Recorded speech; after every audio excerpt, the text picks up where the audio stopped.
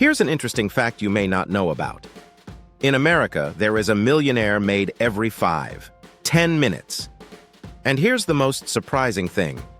Most of these millionaires, around 80%, either didn't finish college, came from poor families, or didn't even speak English as their first language. So when you actually look at who millionaires are, you realize that virtually all of them started out as ordinary people just like you and me. So if they did not come from rich families or win the lottery, how did they do it?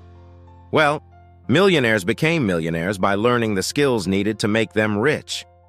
This shows us success is just a skill that anyone can learn, regardless of how well you did at school.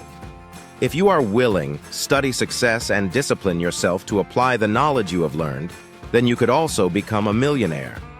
Learning the skills of success. So why should you learn about success anyway? Well, think about when you first started driving.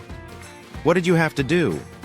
You booked an instructor and learned how to drive a car from someone who was already good at driving. In other words, you learned a new skill from a person who already had that skill.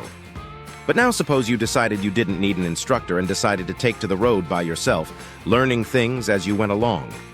Can you imagine what would happen? Well, if you didn't first get pulled over by the police, there would be a fairly good chance you would either A, crash, or B, have an accident. Can you see where I am going with this? Success, just like driving, is a skill. Those who learn about success get to where they want to go. Those who don't learn the skills of success crash on their way. It really is that simple. Obstacles to success. In ancient times, people used to think that the earth wasn't round. So most people made sure that they didn't sail very far because they were afraid that if they did, they would fall off the earth. Today, we know this as the flat earth theory.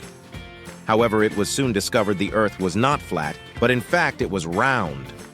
When people heard about this, they were no longer scared about failing off the earth, and so began to sail to new and faraway lands.